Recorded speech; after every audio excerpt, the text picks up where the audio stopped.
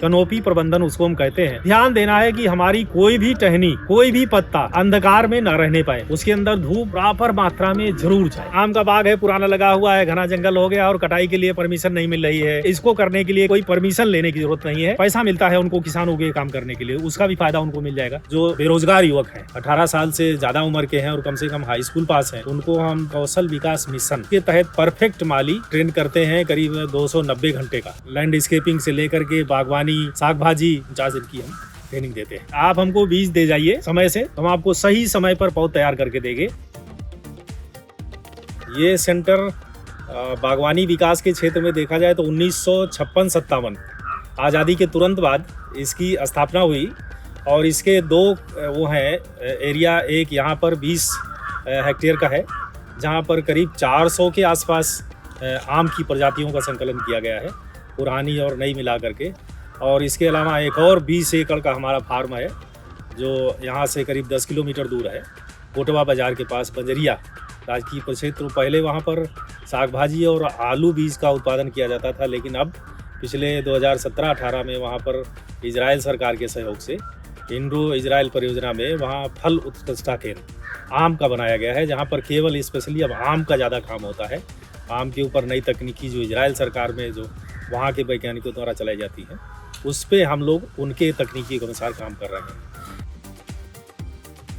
हमारे इस संस्थान में किसानी बागवानी से जुड़े हुए करीब करीब सभी अनुभाग हैं। जैसे आपका बागवानी है, साग भाजी है, फूलों की खेती है, मशरूम है और आपका ये क्या कहते हैं शहद है, मौन पालन है। इन सभी विषयों से जो किसानों से जुड़े हुए हैं, उनसे सबसे जुड़े हुए अलग अलग अनुभाग हैं और उनसे लगातार साल भर यहाँ पर प्रशिक्षण होता रहता है। मशरूम का, आपका मौन पालन का, मशरूम का हम सीजन में करते हैं सितंबर से लेकर के और मार्च तक करते हैं जिस समय मशरूम उत्पादन होता है, लेकिन मौन पालन का पूरे वर्ष भर प्रशिक्षण होता रहता है। इसके अलावा जो भारत सरकार की योजना है कौशल विकास मिशन, उसके तहत कुछ पैसा हमको मिलता है। तो जो इस क्षेत्र के आसपास के जो मंडल हैं, जैसे बस्ती है, अयोध्या है, गोरखपुर है, देवीपाटन है, आजमगढ़ है, इन सब मंडलों के किसान जो बेरोजगार युवक हैं, 18 साल से ज़्यादा उम्र के हैं और कम से कम हाई स्कूल पास हैं, उनको हम चयन करके बुला करके और माली का एक परफेक्ट माली ट्रेन करते हैं। करीब 290 घंटे का 49 दिनों का कार्यक्रम होता है। उसमें रहने की, खाने की सबकी व्यवस्था होती है, प्रॉपर उनको ट्रेनिंग देते हैं। ये एक बड़ा कार्यक्रम है जो माली का परफेक्ट माली बना करके ASI भारत सरकार की संस्था से सर्टिफिकेट जारी होता है, उनका एग्जाम होता है। बागवानी का हर क्षेत्र में महत्व है, माली का कम से कम बेसिक जो हमारा वो होता है उसका हर क्षेत्र में बहुत अच्छी डिमांड है। तो माली की हम पूरा उसको सिखा देते हैं 49 दिनों में कि लैंडस्केपिंग से लेकर के बागवानी, साग भाजी जितने भी इससे जुड़े हुए हैं उनको एक 49 दिन की हम ट्रेनिंग देते हैं। ये लोकसभा इलेक्शन समाप्त होगा, उसके तुरंत बाद हम विज्ञापन निकालेंगे और पता करेंगे कि हमारे यहाँ कार्यक्रम कब है, उसको नोटिफाई करेंगे और जो भी बेरोजगार युवक हैं हमारी उसकी योग्यता को जो न्यूनतम है कक्षा 8 पास, उसको पूरा करते हैं, आकर के अपना पंजीकरण करा दें, अपना आधार कार्ड और सिंपली फ़ोटो और अपना पता देते हुए, बस और कोई बहुत ज़्यादा फॉर्मेलिटी नहीं है। और जैसे ही प्रशिक्षण कार्यक्रम हमारा सरकार से संस्तुत होगा, हमारे विभागाध्यक्ष से, लखनऊ से, निदेशालय से, वैसे ही उनको हम सूचना दे देंगे कि आपका प्रशिक्षण कार्यक्रम कब से कब तक है, उसमें प्रतिभाग कर सकेंगे। बिल्कुल, तमाम सारे लोगों ने उससे रोज़गार पाए हैं, तमाम सारे तो अपने स्वरोजगार भी चला रहे हैं, वो भी कर रहे हैं और तमाम सारे लोगों ने यहाँ से लेकर के बिहार में नौकरी उस सर्टिफिकेट के आधार पे पाई है। जो ऐसे बड़े बड़े संस्थान हैं वहीं पर दी जाती है। इसके अलावा जो हमारे छोटे छोटे 2 दिन की ट्रेनिंग, 3 दिन की ट्रेनिंग, 5 दिन की ट्रेनिंग, 7 दिन की ट्रेनिंग बागवानी पे, साग भाजी पे, ये कंटिन्यूअस चलती रहती है। देखिए, साग भाजी में राष्ट्रीय कृषि विकास योजना है, उसके तहत बहुत सारी हमारी योजनाएं जनपद स्तर के जो जिला उद्यान अधिकारी होते हैं वो प्रत्येक जिले में चलाते हैं।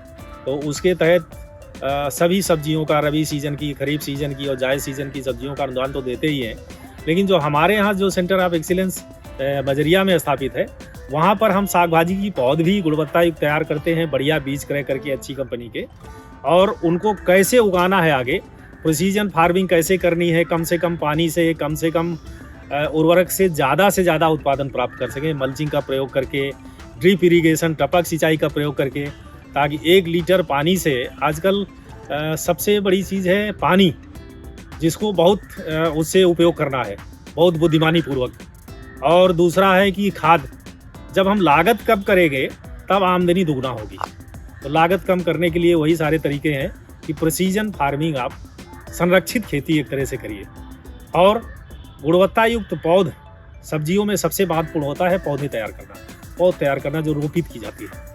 उसको अगर अच्छी क्वालिटी का नहीं मिलता है और उसमें कोई बीमारी शुरुआत में ही पौधा तैयार करते समय लग जाती है, तो उसको आगे तक रोक पाना बहुत मुश्किल होता है और किसान बहुत बड़े नुकसान में चला जाता है। तो ये जो इजराइल का हमारा जो सेंटर बना है, वहाँ पर हम सब्जी की पौध भी अच्छी कंपनी की ला करके, जो अच्छी उत्पादकता है, देखी परखी है, उनको ला के बीज तैयार करते हैं। और अभी तक हम 2 रुपये का एक पौधा किसानों को देते हैं। एक ये वहाँ पे स्कीम है। दूसरा ये है कि अगर किसान भाई कोई चाहें, जो लोग इस बार कुछ लोग किए भी हैं, कि वो अपनी पसंद का बीज ले आएँ कि हमारे यहाँ साहब यही सब्जी बीज होता है, हम ये वो बीज हम दे करके अपने उस पर तैयार करके, और 1 रुपया प्रति पौधे के हिसाब से केवल चार्ज करते हैं। उनको पौध तैयार करके हम 15 से 20 दिन में देते हैं, क्वालिटी पौध, जिसमें मिट्टी से वो पौधा कभी छूता नहीं है तैयार होने के बाद। और मिट्टी न छूने के कारण केवल कोकोपीट, वर्मीकोलाइट और परलाइट में तैयार करते हैं। न्यूट्रिशन जितना चाहिए पोषक तत्व उसको छोटी अवस्था में उतना कंप्यूटर से नाप करके ऑटोमेशन द्वारा देते हैं, जितना पानी चाहिए वो देते हैं। तो पौधा जब स्वस्थ होगा, आधार जिसका स्वस्थ हो गया, तो बीमारी, कीट, रोग, व्याधियां आने का संभावना बहुत कम हो जाती है। मैंने फिर बताया कि ज़्यादातर जो बीमारियां आती हैं सब्जियों में, वो ज़मीन में जो बीमारी के विषाणु हैं, जीवाणु हैं, कीड़ों के अंडे बच्चे हैं, वहीं से फैलती है, निमेटोड है। इसलिए ज़मीन को ये तो एवॉइड करें। एक नंबर ये है कि जैसे हमारी जो टेक्नोलॉजी है, कोकोपीट में, वर्मीकोलाइट, परलाइट में करें, छोटा सा नेट हाउस बना लें उसमें करें। और नहीं अगर कर सकते हैं तो भूमि का शोधन भली प्रकार से करके, सनलाइट से कम उससे करके तभी उसको करना चाहिए। नहीं तो बीमारी जो मिट्टी से एक बार आएगी पौधे के साथ में, वो आगे रोक पाना बहुत मुश्किल हो जाता है, जड़ के साथ में कंटामिनेशन होता है। तो इसको कई बार हम लोग बताते हैं, आप बीज का शोधन कर लो बुआई के पहले। बीज का शोधन नहीं कर सकते हो तो पौध तैयार हो गई, पौध का भी शोधन कर लो, ट्राइकोडर्मा से कर लो, तमाम सारी फफूंदी नाशक जो है आते हैं उनसे कर लो, तो बीमारियों का प्रकोप कम से कम हो जाएगा। सब्जियों की खेती तभी फायदेमंद है जब हम थोड़ा सा शुरुआत में अगेती सब्जी बाजार में लाएंगे, तभी फायदेमंद होती है। अगेती कब आएगी? जो हमको अगेती पौध तैयार होगी। तो खास करके जो जाड़े की फसलें होती हैं, जिनको हमको 15 जनवरी तक लगा देना होता है, तो वो हमको दिसंबर में पौध बुआई कर देनी चाहिए। लेकिन खुले खेत में उस समय टेम्परेचर, तापमान इतना ज़्यादा होता है कि वो संभव नहीं होता है, बीज जमता नहीं है। पुराने ज़माने में लोग करते थे, गोबर में गाड़ देते थे और बीज जम जाता था, तरबूजे खरबूजे का, इसका तो वो देखा गया है। तो लेकिन कमर्शियल स्केल पे वो चीज़ संभव नहीं है। तो वो चीज़ प्रोटेक्टेड कल्टीवेशन में ही संभव है, पॉली हाउस में, जो हाईटेक ग्रीन हाउस है, जो हमारे बंजरिया प्रक्षेत्र में बना हुआ है। किसान भाई जो बहुत ज़्यादा पैसा नहीं खर्चा कर सकते हैं और पौधा भी नहीं खरीदना चाहते हैं, तो उनके लिए छोटी तकनीकी भी है, लो टनल पॉली हाउस। बहुत छोटा सा स्ट्रक्चर होता है और उसको मचान की तरह, उससे मच्छरदानी जैसा नेट डाला जाता है नीचे, उसके ऊपर पॉलीथीन मोटी सी सफ़ेद कलर की डाल देते हैं, नेट डालते हैं, उससे उसके अंदर कोई कीड़ा नहीं जाता है।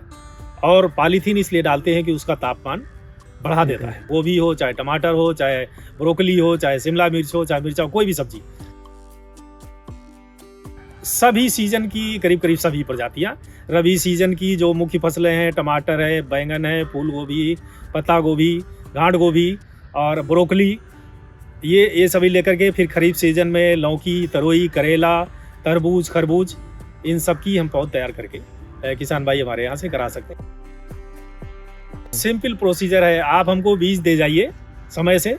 जिस समय आपको पौधे, जब 15 दिन बाद जब आपका खेत तैयार होने वाला है, आपको लगता है, हाँ ये कभी कभी दिक्कत आती है कि हाँ वो बीज हमको दे गए, हमने तैयार करके दे दिया, किसान कहता साहब हमारा खेत खाली नहीं है।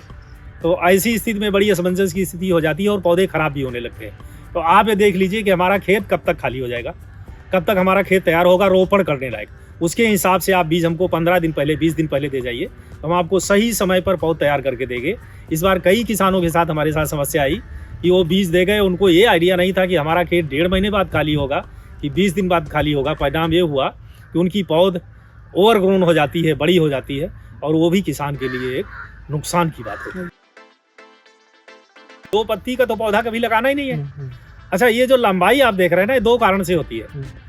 ये कभी कभी इसमें हाईटेक ग्रीन हाउस में भी लोग गलती कर जाते हैं, लोग जानकारी नहीं है, ये धूप उनको पर्याप्त नहीं मिलती है तो पौधे को, तो वो धूप के लालच में पौधे ऊपर की तरफ बढ़ते हैं, लंबे लंबे पतले से हो जाते हैं। वैज्ञानिक भाषा में इसको इटियोलेशन कहते हैं, और ये पौधा रोपण करने योग्य नहीं होता है, कभी खड़ा नहीं हो सकता खेत में। तो ये तो जो पौधा उगा करके दे रहा है वहाँ से कमी हो रही है, ये कमी वहाँ है। पर्याप्त मात्रा में जब धूप उसको मिलेगी जितने लक्ष्य की चाहिए, तो कभी पौधा लंबा नहीं होगा, मीडियम साइज का होगा, उस पर फिर 2 पत्ती आएंगी, फिर 4 आएंगी, और 4 से ज़्यादा पत्ती का ही पौधा हमेशा लगाना चाहिए। बहुत पुराना भी नहीं होना चाहिए, 20-25 दिन से ज़्यादा पुराना नहीं होना चाहिए, क्योंकि उसके बाद जो उसकी जड़ होती है, मैक्सिमम जड़ 20 और 25 दिन के बाद उसकी खाने वाली बन जाती है, जो उसकी पौधे की सीडलिंग की होती है। अगर आप बहुत ज़्यादा लेट करेंगे तो खाने वाली जड़ें डैमेज होने लगती हैं, और फिर वो आगे चल करके सही से काम नहीं करती। लगातार कभी भी आ सकता है, उसका हमेशा स्वागत है। रोज आते रहते हैं लोग, एक नहीं 100, 200, 500 की संख्या में। उनको हम बराबर सारी ट्रेनिंग देते हैं, आपको पौधा कैसे तैयार करना है, अगर घर में करना चाहते हैं लो टनल पॉली हाउस में तो कैसे करेंगे, और अब पौधा यहाँ से ले जाएंगे तो स्टेकिंग कैसे करेंगे, मचान कैसे बनाएंगे, कैसे उसको करेंगे, कटिंग कैसे करेंगे, इसके बाद उसमें कौन से पौध रक्षा रसायन डालेंगे, कितनी खाद पानी डालेंगे। 2 चीज़ें मैं आपको बताना चाहता हूँ, खास करके बागवानी के क्षेत्र में, जो सफल बागवानी के लिए नंबर 1, इसमें केवल खाद और पानी तो महत्वपूर्ण है ही, अच्छी उत्पादकता गुणवत्ता के उत्पादन के लिए खाद और पानी तो महत्वपूर्ण है ही, उससे कहीं ज़्यादा महत्वपूर्ण है धूप, सनलाइट, जिसका किसान भाई अभी तक बहुत ज़्यादा ध्यान नहीं दे पाते, अज्ञानतावश, या उनको बताया नहीं जाता है। तो धूप का भी हम लोग सौभाग्यशाली हैं कि भारत जैसे देश में पैदा हुए हैं, यहाँ धूप की कोई कमी नहीं है। धूप का पर्याप्त हमको इस्तेमाल करना है। आपको ऐसी व्यवस्था करके रखनी है पेड़ की कि उसके हर कोने में, हर पत्ते पे बराबर धूप जाए, क्योंकि हम सभी जानते हैं पौधा जो खाना बनाता है उसमें कार्बन डाइऑक्साइड और धूप और हरा पदार्थ क्लोरोफिल मिल करके तब वो पौधा भोजन बनाता है। तो भोजन बनाने के लिए सनलाइट इतनी इम्पॉर्टेंट है जितनी कि पानी और खाद, उससे भी ज़्यादा। 10 दिन अभी धूप ना आए, सूरज ना खिले तो क्या हाल होता है, इसलिए उसके महत्व को आज हमको जरूर समझना है। तो जैसे ही पेड़ आपका बनता है, जब गोलाई बनती है, कनोपी प्रबंधन उसको हम कहते हैं, तो ध्यान देना है कि हमारी कोई भी टहनी, कोई भी पत्ता अंधकार में ना रहने पाए, उसके अंदर धूप प्रॉपर मात्रा में जरूर जाए दिन भर। और जितनी अच्छी धूप जाएगी तो वहाँ पर ना केवल पौधा भोजन अच्छा बनाएगा, ना केवल उसकी फलत अच्छी होगी, अपितु उसमें कीड़े और बीमारियाँ भी बहुत कम आएंगी, क्योंकि सूरज की रोशनी अल्टीमेट सोर्स ऑफ एनर्जी है। वो 90% से ज़्यादा फफूंदी, जनक या इस तरह की बीमारियों को स्वतः ही नष्ट कर देता है। जंगल जैसा तैयार हो गया, जंगल है, 40 फीट का पेड़ हो गया, फल भी नहीं दिख रहा है, और इसमें तमाम सारी बीमारियां, जाला, कीट और कीड़े मकोड़े भी लग रहे हैं। इधर हमने इसको कटवा के रखा है 7-8 फीट पे, ये एकदम से बढ़िया। आप हाथ से इसमें जो है, ये देखिए कितना सुंदर है, अच्छी धूप आ रही है, हाथ से आप फल इसको तोड़ सकते हो। अच्छा, ये हाथ से पकड़ करके इसको आप कुछ भी कर सकते हो, इसमें बाइगिंग कर सकते हो, या इसको तुड़ाई करना है, दवा डालनी है, खाद डालनी है, कुछ कर सकते हो। हमारा जो ये जो नर्सरी है उसका हमारा मेन काम पौधे फल उत्पादन नहीं है, हमारा काम है इससे गुणवत्ता युक्त अच्छी वैरायटी के पौधे तैयार करना। तो पौधे तैयार करने के लिए हमको क्या चाहिए, हमको इसका स्वस्थ करना चाहिए, साइन स्टिक जिसको हम कहते हैं। तो स्वस्थ साइन स्टिक देने के लिए भी हमको कटाई छटाई, इसमें नियमित कटाई छटाई आवश्यक है। बढ़िया धूप मिलेगी, जितना स्वस्थ कल्ला होगा उतने अच्छा हमको पौधा तैयार करके हम किसान भाइयों को आगे के लिए दे सकेंगे। शुरुआत में जब पौधा लगाते हैं तो उसको एक आकार देना, जैसे हम बच्चे को पालते हैं उसको एक कनोपी, उसका एक आकार देते हैं कि कैसे माहौल में रहेगा, उसी तरह से पेड़ का होता है कि हम कैसे उसको एक बढ़िया सा आकार दे सकें ताकि वो मैनेजेबल हो, आपके रीच में रहे, कहीं ऐसा ना हो डंडा मार के आम तोड़ना पड़े। हमारे किसान भाई भी डरते थे कि आम का बाग है, पुराना लगा हुआ है, घना जंगल हो गया और कटाई के लिए परमिशन नहीं मिल रही है, ये नहीं, छोटी सी छटाई करनी चाहते हैं, बीमार टहनी है तो उसको नहीं काट सकते हैं। अभी पिछले 2 महीना पहले हमारे कृषि उत्पादन आयुक्त महोदय, जो हमारे एग्रीकल्चर कृषि विभाग के सबसे बड़े अधिकारी हैं इस प्रदेश के, उनकी तरफ से आदेश जारी हो गया स्पष्ट कि पेड़ों की कटाई छटाई, टहनियाँ जो अनवांछित हैं उनकी कटाई छटाई, और पेड़ों का सेंट्रल पोल्सर ओपनिंग बीच का खोल देंगे तो पूरे पेड़ में धूप आएगी। इसको ये इस्टेब्लिश तकनीकी है, वैज्ञानिकों द्वारा बताई जा चुकी है, सिद्ध है। इससे बढ़वार अच्छी होती है, पौधों को ग्रोथ अच्छी होती है, कीट बीमारियां नहीं लगती हैं, फल की क्वालिटी अच्छी होती है। इसलिए इसको करने के लिए कहीं से भी किसी किसान भाई को कहीं से कोई परमिशन लेने की ज़रूरत नहीं है। आप अपने जिला उद्यान अधिकारी को बता दीजिए, उद्यान विभाग के हैं, अगर फल बागवानी है उनको एक एप्लीकेशन दे दीजिए कि साहब हमारे इतने पौधे हैं और इनको हम काट छांट करके सही करना चाहते हैं थोड़ा सा, जिससे अच्छी पैदावार है। तो उससे 2 फायदे हैं, एक तो हमारे विभाग को जानकारी रहेगी, और कभी कोई अगर आपको पुलिस या इस तरह कोई लोग परेशान करते हैं तो हम लोग उस पर हेल्प करेंगे कि नहीं भाई, शासनादेश है ऐसा, ये ऐसा कर सकते हैं। नंबर 1। नंबर 2 ये है कि जो किसान भाई ऐसा करना चाहते हैं, अपने पेड़ों की कटाई छटाई खोलना चाहते हैं, पौधे को पैदावार बढ़ाना चाहते हैं, फलत अच्छी क्वालिटी की लेना चाहते हैं, उसके लिए सरकार की तरफ से योजना है जिसमें पैसा लाभ मिलता है, पैसा मिलता है उनको किसानों के काम करने के लिए, उसका भी फायदा उनको मिल जाएगा। बता करके कर सकते हैं, नहीं बताएंगे तो कोई ऐसी रोक नहीं है। पुराना पेड़ हो गया है, उसको नया बनाने की कैसे उसको जवान कर दिया जाए फिर से, एक तो ये कर सकते हैं पुराना। दूसरा एक और बड़ी समस्या है कि जो जैसे आपने सवाल किया कि हमारे बाबा ने दादा ने लगा दिया पेड़, और वो वैरायटी थी जो उस समय बहुत अच्छी होती थी, ऐसी प्रजाति थी जिस समय बहुत अच्छी मांग थी, लेकिन आज की तारीख में उसका कोई मूल्य नहीं है बाजार में। तो क्या करें, तो भी आप इस तरह से कटाई करके, और जैसे ही कटाई कर दिए हैं, जो इसमें नया कल्ला आया है, इस नए कल्ले पर आप जो प्रजाति इस समय बहुत अच्छी चल रही है, बहुत अच्छा बाजार है उसका, बहुत अच्छी क्वालिटी गुणवत्ता युक्त है, उस पर आप ग्राफ्ट करके और नया पौधा उसका बना सकते हैं। मतलब रूट वही रहेगा जो काम आप करो, किसान भी कर सकता है। हाँ, तना आपका यही है। इसी तने पे आप नई वैरायटी जो एक्सपोर्ट क्वालिटी है, बढ़िया अभी निकली है दिल्ली से या लखनऊ से, संस्थान से, उसको ग्राफ्ट करके आप उसको नया दे सकते हैं। दशहरी को आप चौसा बना सकते हैं, चौसा को आम्रपाली बना सकते हैं, आम्रपाली को मलिका बना सकते हैं। यस, पूरा पौधा बदल सकते हैं। कभी भी कहीं भी पूरे देश का किसान कभी भी हमारे पास आ जाए, हमारे देखे सेंटर पे हमारा भ्रमण करे, हम जो तकनीकी इजराइल सरकार की यहाँ चला रहे हैं उसको देखें। अगर ऐसे भी बात कर सकते हैं, मोबाइल नंबर अपना बता देते हैं। जी बिल्कुल। 94 157 51 458 94 157 51 458, ये हमारा मोबाइल नंबर है।